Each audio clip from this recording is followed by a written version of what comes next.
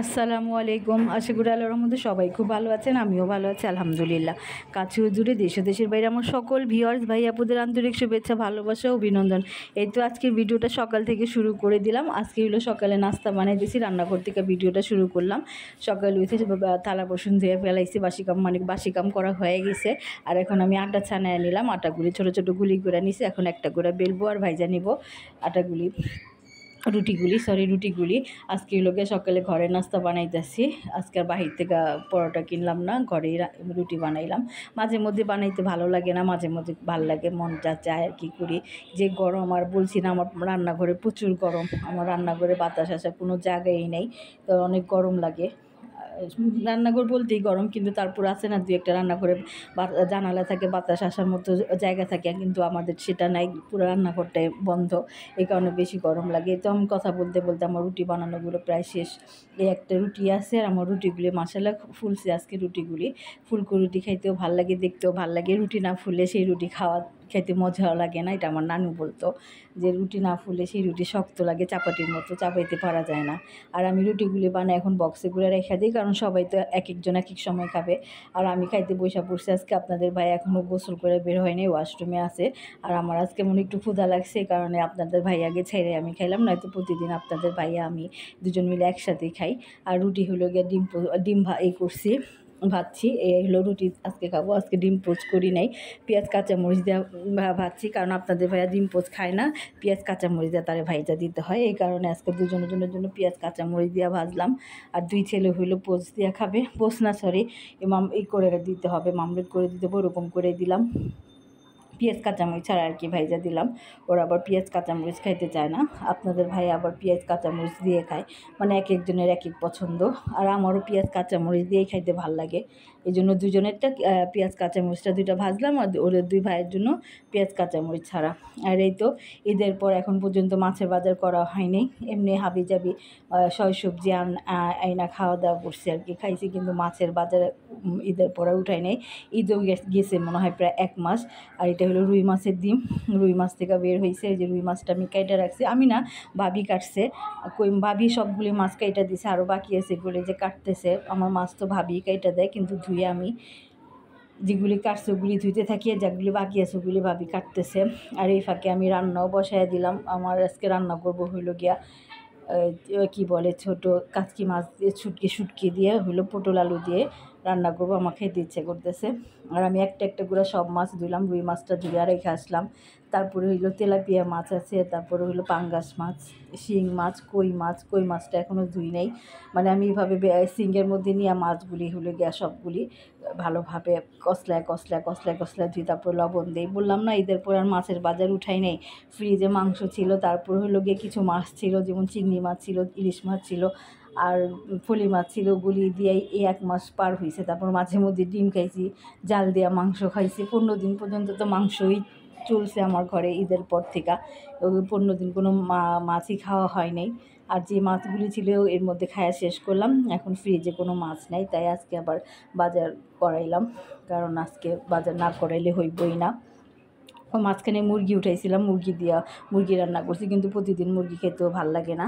আর আমি যে কাচকি মাছের মধ্যে দিয়ে দিলাম, পেঁয়াজ দিয়ে দিলাম, এরপর মশলা দিব। আর হলো গিয়া কি বলে তেলাপিয়া মাছ শুকনা ভাজা রাখবো আর কি। শুকনা ভাজা বলতে কি, দু পেঁয়াজে মানে পেঁয়াজ শুকনো বলতে কি, মানে পেঁয়াজটার মধ্যে বেশি মশলা দেবো না, শুধু একটু হলুদ দিয়ে আর মাছের সাথে যে 2 পিস লাগিয়ে দেবো।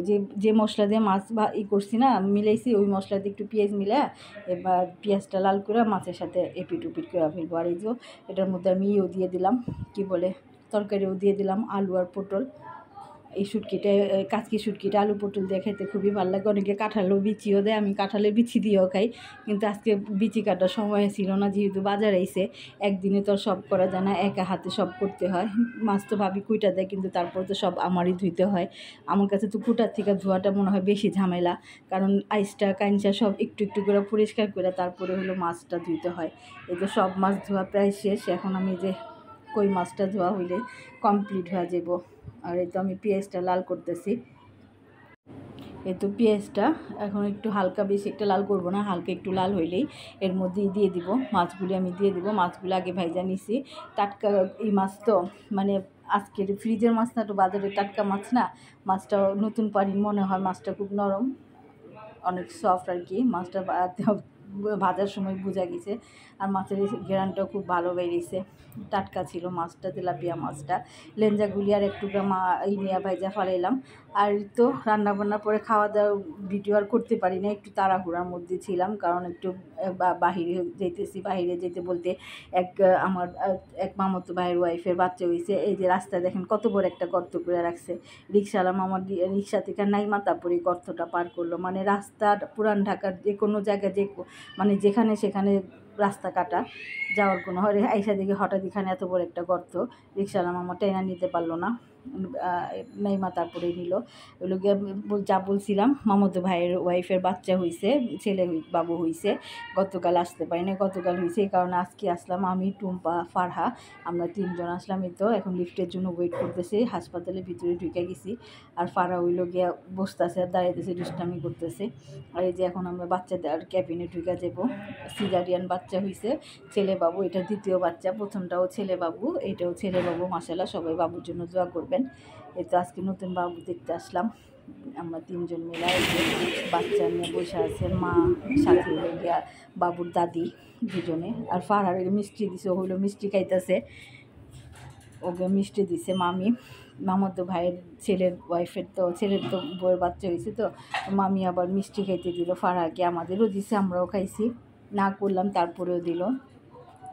তারপরে হইলো বাবুরে দেখে বাসায় চলে আসছি। আসার পর আবার হইলো কি আপনাদের ভাইয়া নাস্তা পাঠাইয়া দিছে, চটপটি। সন্ধ্যার পর আমরা চলে আসছি, বেশিক্ষণ বসি নাই, ঘন্টা খানেকের মতো ছিলাম। আইসা এই যে চটপটি কিনা পাঠাইছে আপনাদের ভাইয়া। এই চটপটিটা হইলো গিয়ে একটু অন্যরকম বলতে কি, চটপটিটা হইলো গিয়ে বোম্বাই মরিচ দেওয়া, সম্পূর্ণ চটপটিটাই বোম্বাই মরিচ দেওয়া বানাইছে। এই কারণে চটপটিটা খাইতে খুব ভালো লাগে, কারণ বোম্বাই মরিচের গন্ধটা, স্মেলটা মানে সেই রকম। এই যে আমি লোকা সবাই বেড়া দিতেছি, মিলাইতেছি। আর চটপটিটা একটু পাতলা, তো চটপটিটা খাওয়ার মজাটাই আমার কাছে অন্যরকম লাগে, মানে সব চটপটি থেকেই চটপটিটা একটু আলাদা।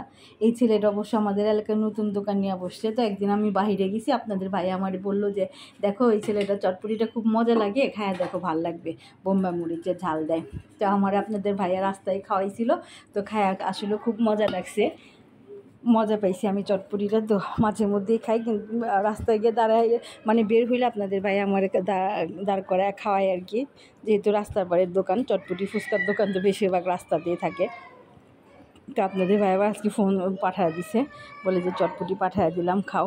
তো আমি একটা একটা করে সবাই বাটিতে করে বাইরে দিতেছি, আর সবাই খায় নিতেছে।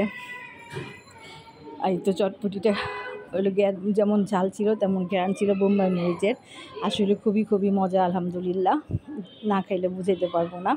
আর এই তো সবাই একটু একটু করে দিতেছি, কারণ একা তো আর খাওয়া যাবো না, অনেকগুলি চটপটি পাঠাইছে, সবাই মিলেই খাই।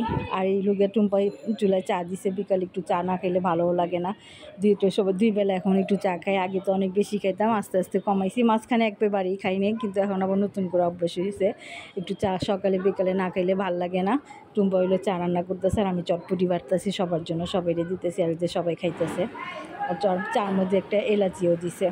এই তো চটপটি খাওয়াটা এখন যে লাস্ট ফিনিশিং হইলো চাটা খাইলেই, আর বিকালে নাস্তা কমপ্লিট। আর এই চাটা খুব মজা হয়েছিল। আমি আবার চার সাথে একটু বিস্কুট না হইলে ভাল লাগে না, এটা আমার অভ্যাস, আমার মারও অভ্যাস ছিল, আমারও ওইরকমই হয়েছে। আমার একটু চার সাথে একটু মুড়ি বা একটু বিস্কুট হইলে ভাল লাগে। এই তো আমি চাটা শেষ করলাম, আমার ভিডিও আজকে আর বেশি বড় করলাম না, আজকে এই পর্যন্তই। সবাই আমাদের জন্য দোয়া করবেন। আসসালামু আলাইকুম, আল্লাহ হাফেজ।